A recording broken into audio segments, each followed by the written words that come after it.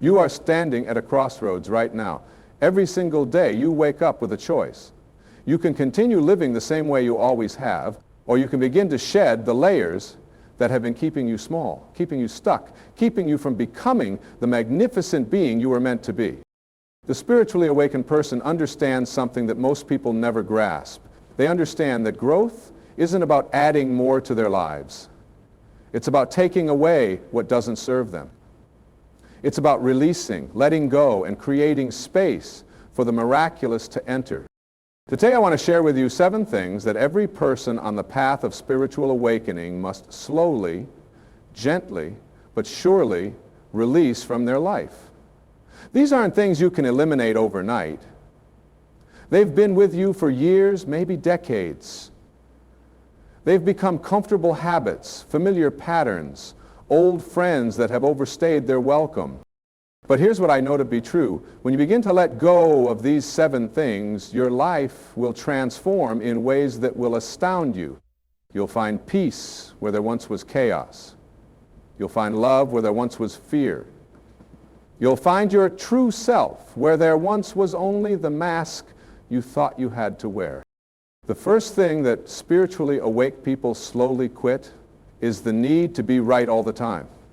Think about this for a moment. How much energy do you spend every day trying to prove that you're right? How many arguments do you get into? How many relationships do you strain because you simply cannot let someone else have their opinion without correcting them, without showing them where they're wrong? The need to be right is really the ego talking. It's that voice inside your head that says, if I'm not right, then I'm worthless. If I don't win this argument, then I'm less than. But what if I told you that being right isn't nearly as important as being happy? What if I told you that being right isn't nearly as valuable as being at peace? When you release the need to be right, something beautiful happens. You stop seeing other people as opponents and start seeing them as fellow travelers on this path called life. You stop needing to defend every little thing and start listening, really listening. And when you listen, you learn. When you listen, you grow. When you listen, you connect with others in a way that transforms both of you. I'm not saying you should become a doormat or that you should never stand up for what you believe in. What I'm saying is that you can choose your battles wisely. You can ask yourself, is this worth my peace? Is this worth damaging this relationship?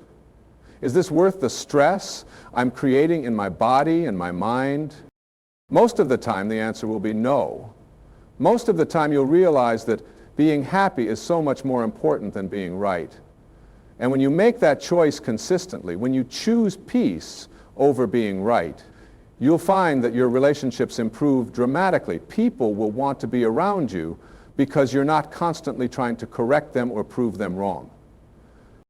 The second thing that spiritually awakened people slowly release is the addiction to approval from others. This is a big one, and it's something that most of us struggle with our entire lives. From the time we're children, we're taught to seek approval. We want our parents to approve of us. But here's the problem with living your life seeking approval from others. You're giving away your power.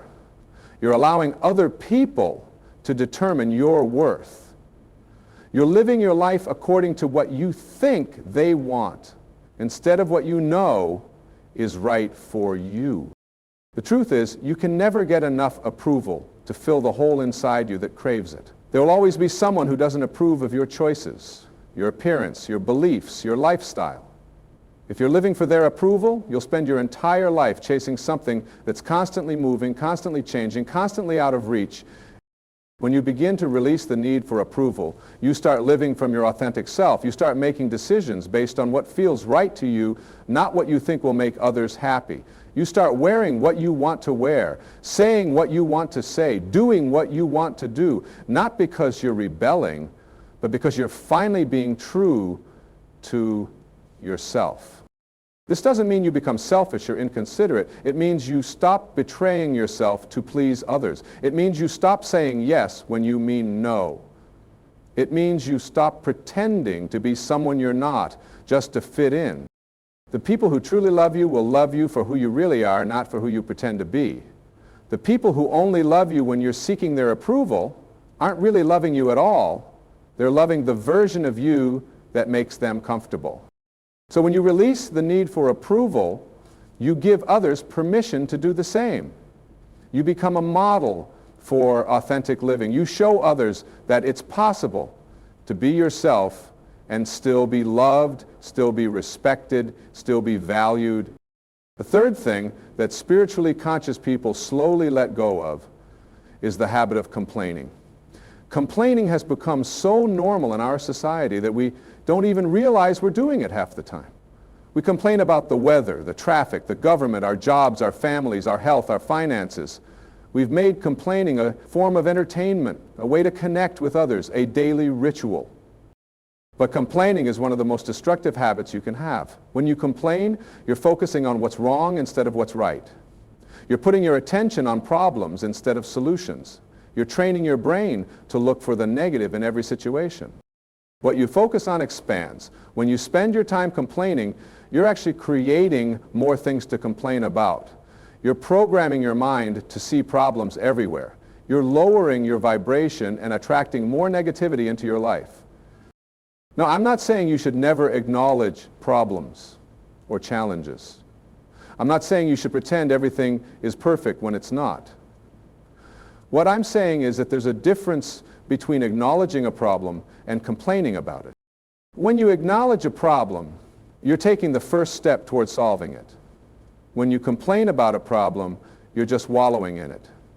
When you acknowledge a challenge, you're empowering yourself to overcome it. When you complain about a challenge, you're making yourself a victim of it. Instead of complaining, try this. For every problem you identify, come up with at least one possible solution. For every challenge you face, ask yourself, what can I learn from this? How can I grow from this? How can this make me stronger, wiser, more compassionate? When you stop complaining and start looking for solutions, your entire life changes. You become a problem solver instead of a problem dweller. You become someone who creates positive change instead of someone who just talks about what's wrong. The fourth thing that awakened souls gradually release is the need to control everything and everyone around them. Control is an illusion, but it's an illusion that many of us cling to desperately. We think that if we can just control our circumstances, our relationships, our future, then we'll be safe, we'll be happy, we'll be secure. But the truth is, the only thing you can really control is yourself. You can't control what other people do, what they say, how they react, what they choose.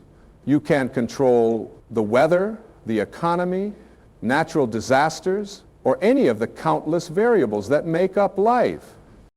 When you try to control things that are outside your control, you create stress, anxiety, and frustration for yourself. You waste enormous amounts of energy trying to manipulate situations and people instead of focusing on what you actually can influence. The need to control often comes from fear. We're afraid that if we don't control everything, something bad will happen. We're afraid that people will make choices we don't like. We're afraid that life won't unfold the way we think it should. But when you release the need to control, something magical happens. You start to trust. You start to have faith that things will work out, maybe not exactly as you planned, but in the way that's best for everyone involved. You start to see that there's a wisdom in life that's greater than your limited perspective. When you stop trying to control others, your relationships improve dramatically. People feel free to be themselves around you.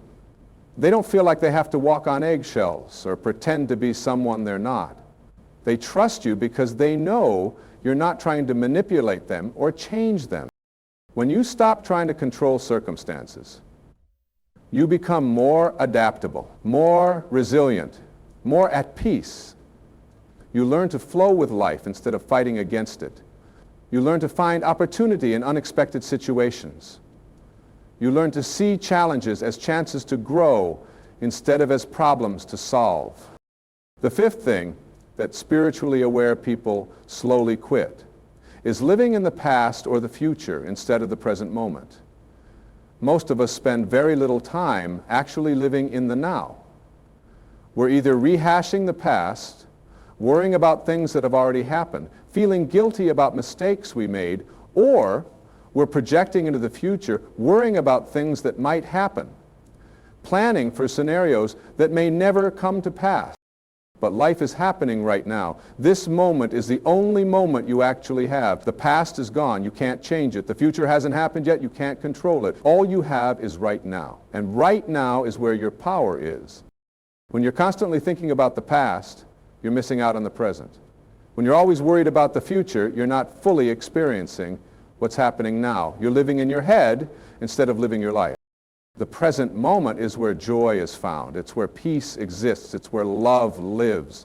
When you're fully present, you notice things you've been missing. You taste your food more fully. You hear music more clearly. You see beauty that was always there, but that you were too distracted to notice. Being present also means you're more effective in whatever you're doing. When your mind is scattered between the past and the future, your performance suffers. When you're fully focused on what you're doing right now, you do it better. You make fewer mistakes, you're more creative, you're more efficient. Learning to live in the present moment is a practice. It takes time to develop. You've probably spent years, maybe decades, living in your head, so it's going to take some effort to break that pattern. But every moment you spend fully present is a moment well lived. Start small. When you're eating, really taste your food. When you're walking, feel your feet on the ground. When someone's talking to you, really listen to their words instead of thinking about what you're going to say next. When you're in nature, take in the sights, sounds, and smells around you. The sixth thing that people on the spiritual path gradually let go of is the habit of judging others. Judgment is one of the most common and destructive habits we have. We judge people based on their appearance, their choices, their beliefs, their lifestyle. We create entire stories about people based on tiny pieces of information. But when you judge others, you're really revealing more about yourself than about them. Your judgments are based on your own experiences, your own fears, your own insecurities. They're not objective truths about the people you're judging. Judgment also separates you from others. When you judge someone, you're putting them in a category. You're making them different from you. You're creating distance between you and them. But the truth is, we're all much more alike than we are different. We all want to be loved. We all want to be understood. We all want to be valued. Everyone is fighting battles you know nothing about. Everyone has a story that has shaped who they are. Everyone has fears, hopes, dreams, and struggles. When you judge someone, you're ignoring their humanity. You're reducing them to a single characteristic or action. Instead of judging others, try to understand them. Try to see them with compassion. Try to remember that they're doing the best they can with what they have. This doesn't mean you have to agree with everyone or approve of everyone's choices. It just means you can see them as fellow human beings who are trying to figure out life just like you are. But when you stop judging others, you also stop judging yourself as harshly. The same voice that judges others is the voice that judges you. When you develop compassion for others, you develop compassion for yourself. When you see others with understanding, you see yourself with understanding. The seventh and final thing that spiritually awakened people slowly release is the belief that they are victims of their circumstances. This might be the most important one of all. As long as you see yourself as a victim, you're powerless. As long as you believe that your happiness, your success, your peace depends on external circumstances, you're at the mercy of a world you can't control. The victim mentality says, I can't be happy because of what happened to me. I can't succeed because of my background. I can't change because of my circumstances. But this is giving away all your power to external things and other people. Now, I'm not minimizing the real challenges and traumas that people face. I'm not saying that everyone has the same opportunities or that life is fair. What I'm saying is that regardless of what has happened to you, regardless of your current circumstances, you still have the power to choose your response. You can't always choose what happens to you, but you can always choose how you respond to what happens to you. You can choose your attitude, you can choose your perspective, you can choose your actions. You can choose whether to focus on what you've lost or what you still have. You can choose whether to see obstacles as roadblocks or as stepping stones. When you release the victim mentality, you reclaim your power. You stop waiting for someone else to rescue you and start rescuing yourself. You stop blaming others for your problems and start taking responsibility for your solutions. You stop looking outside yourself for happiness and start creating it from within. This doesn't happen overnight. If you've been thinking of yourself as a victim for years, it's going to take time to change that pattern. But every time you choose to take responsibility instead of blame, every time you choose to look for solutions instead of dwelling on problems, every time you choose to see opportunities instead of obstacles, you're moving away from victimhood and toward empowerment. The beautiful thing about releasing these 7 things is that you don't have to do it perfectly. You don't have to eliminate them from your life completely before you start seeing benefits. Every small step you take, every moment of awareness, every conscious choice to let go of what doesn't serve you moves you closer to the person you're meant to be.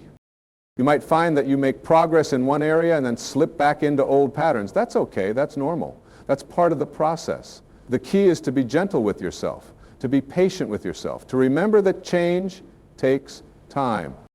Some days you'll remember to stay present, and other days you'll find yourself lost in worry about the future. Some days you'll choose peace over being right, and other days you'll get caught up in an argument. Some days you'll take responsibility for your life, and other days you'll slip into victim thinking. The goal isn't perfection. The goal is progress. The goal is awareness. The goal is to catch yourself more quickly when you fall into these old patterns and to choose differently. As you begin to release these 7 things, you'll notice changes in your life that might surprise you. Your relationships will improve because you're no longer trying to control or judge the people around you. Your stress levels will decrease because you're no longer fighting reality or trying to be right all the time. Your happiness will increase because you're no longer depending on external approval or circumstances for your peace. You'll also find that you have more energy. These 7 habits are incredibly draining. When you're constantly trying to control everything, judge everyone, complain about everything, prove you're right, seek approval, live in the past or future, and see yourself as a victim, you're using up enormous amounts of mental and emotional energy. When you release these habits, you free up that energy for things that actually matter. You can use it to create, to love, to grow, to contribute. You can use it to pursue your dreams, to build meaningful relationships, to make a positive difference in the world. You'll also find that you become more attractive to other people. Not necessarily in a physical sense, although that might happen too, but in an energetic sense. People are naturally drawn to those who are at peace with themselves, who don't need to prove anything, who don't judge others, who take responsibility for their own lives. When you embody these qualities, you become a source of inspiration for others. You show them what's possible. You give them permission to let go of their own limiting patterns. You become a light in a world that often seems dark. The path of spiritual awakening isn't always easy. It requires you to look at yourself honestly, to acknowledge patterns that aren't serving you, to make changes that might feel uncomfortable at first. It requires you to let go of familiar ways of thinking and being, even when those ways have become like old friends. But the rewards are beyond measure. When you live from this awakened place, when you've released these 7 things that keep most people stuck, you experience a peace that passes understanding. You experience joy that doesn't depend on circumstances. You experience love that flows freely from your heart to everyone you meet. And you realize that you were never broken to begin with, you were never lacking, you were never less than enough, you were just covered up by layers of conditioning, layers of fear, layers of false beliefs about who you had to be to survive in this world. As you peel away these layers, as you release what doesn't serve you, your true self begins to shine through. And your true self is magnificent. Your true self is wise. Your true self is loving. Your true self is peaceful. Your true self is everything you've been seeking outside yourself. The process of awakening is really a process of remembering who you really are beneath all the roles you play, all the masks you wear, all the strategies you've developed to get through life. You're remembering that you are a spiritual being having a human experience, not a human being trying to have a spiritual experience. This remembering changes everything. When you know who you really are, you don't need others to validate you. When you know your true nature, you don't need to control everything around you. When you know your worth, you don't need to prove you're right. When you know your power, you don't see yourself as a victim. The 7 things I've shared with you today are really just symptoms of forgetting who you are. When you remember, when you wake up to your true nature, these things naturally fall away. They lose their grip on you because they no longer serve the person you know yourself to be. Be patient with yourself as you walk this path. Be gentle with yourself as you learn to let go. Remember that every master was once a beginner. Every person who seems to have it all figured out was once where you are now, taking the first steps toward awakening. The fact that you're here, the fact that you're listening to these words, the fact that something inside you is stirring and wanting to change tells me that you're ready. You're ready to release what's been holding you back. You're ready to step into who you're meant to be. You're ready to wake up to the magnificent being you've always been. Trust the process, trust yourself, trust that life is supporting your awakening in ways you might not even be able to see yet, and know that every step you take toward releasing these 7 things is a step toward the freedom, peace, and joy that are your birthright. Your awakening doesn't just benefit you, it benefits everyone whose life you touch. When you stop judging, you give others permission to be themselves. When you stop trying to control, you allow others to find their own way. When you stop complaining, you inspire others to look for solutions. When you take responsibility for your life, you show others that they can do the same. You become a force for good in this world, not by trying to change everyone else, but by changing yourself. You become a beacon of hope, not by preaching to others, but by living the truth you've awakened to. You become a teacher, not by telling others what to do, but by showing them what's possible. This is the path of the spiritually awakened person. This is the journey from unconsciousness to consciousness, from fear to love, from separation to unity, from victimhood to empowerment. It's the most important journey you'll ever take, and it starts with a single step. Today, right now, in this moment, you can take that step. You can choose to release just one of these 7 things. You can choose to respond differently the next time someone disagrees with you. You can choose to catch yourself the next time you start complaining. You can choose to stay present for just one conversation today. Small steps lead to big changes. Consistent choices create lasting transformation. And every moment offers you a fresh opportunity to choose differently, to be different, to live from the awakened place within you that has been waiting patiently for you to remember who you really are. The time is now.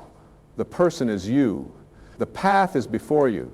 All that's required is the willingness to let go of what no longer serves you and to embrace the magnificent being you were born to be. Your awakening is not just possible, it's inevitable. The question is not if, but when, and I believe that when is now. As you continue on this path of awakening, you'll begin to notice something beautiful happening in your daily life.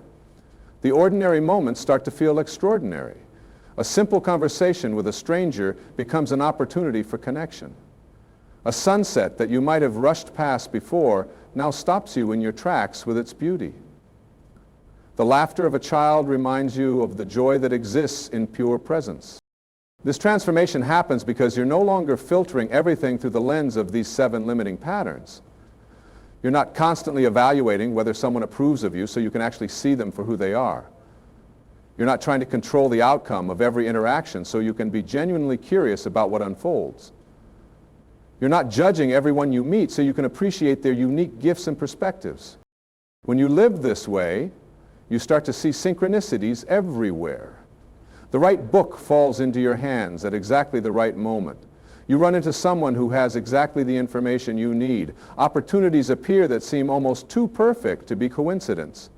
This isn't magic, although it might feel like it. This is what happens when you align with the flow of life instead of fighting against it.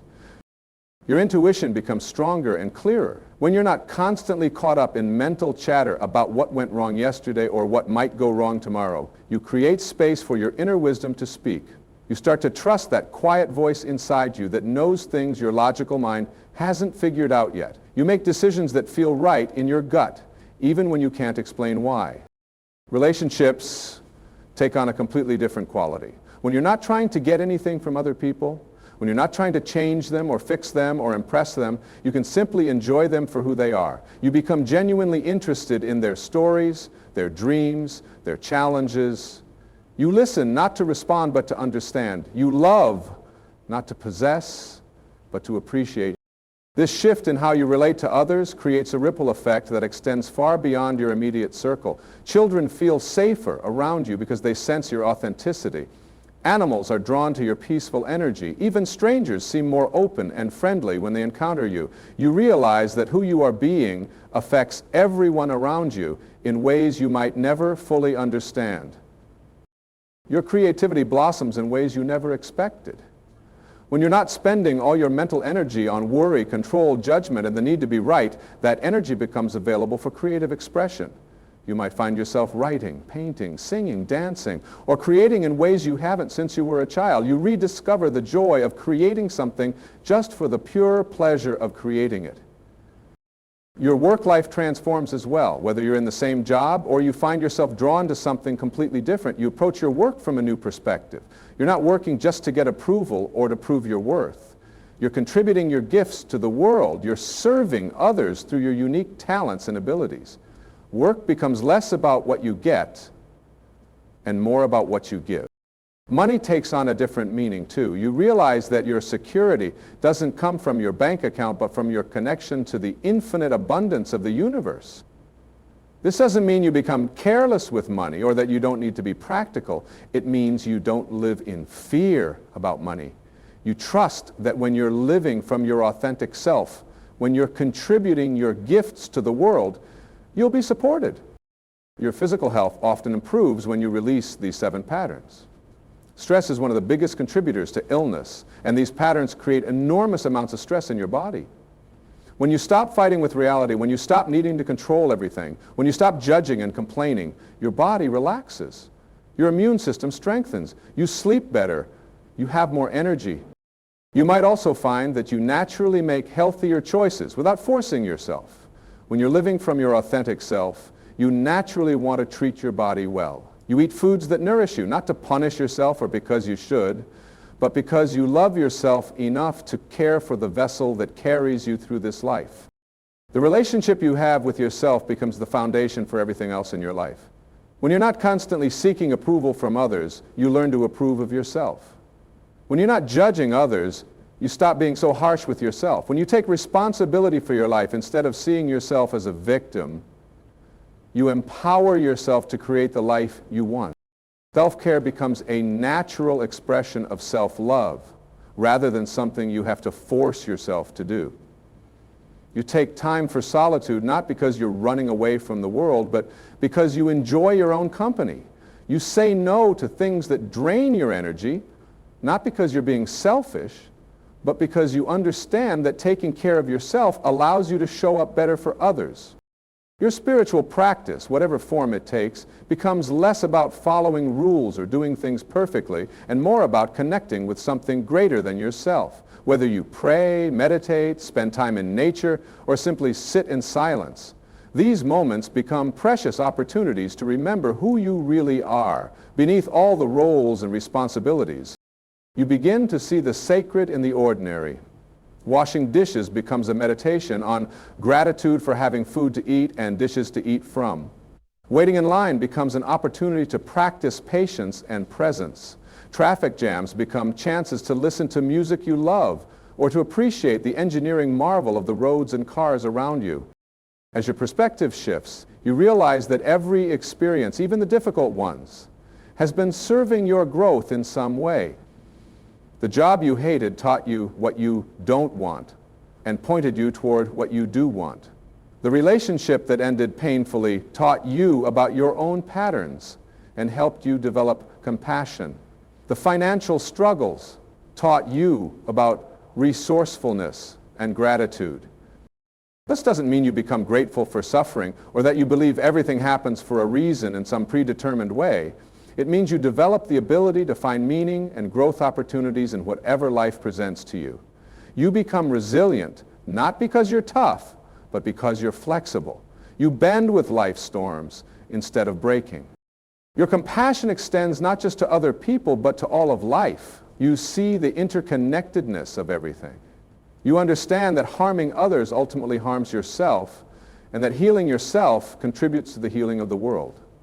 You make choices that consider not just your immediate needs, but the needs of future generations and the planet that supports all life.